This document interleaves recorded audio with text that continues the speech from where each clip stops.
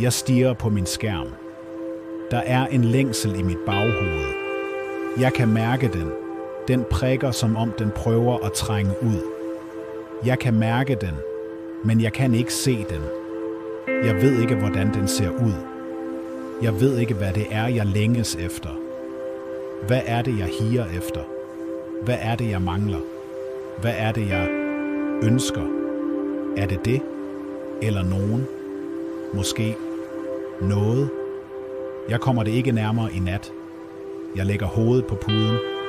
Godnat. Sov sødt derude. Alle nattens fugle.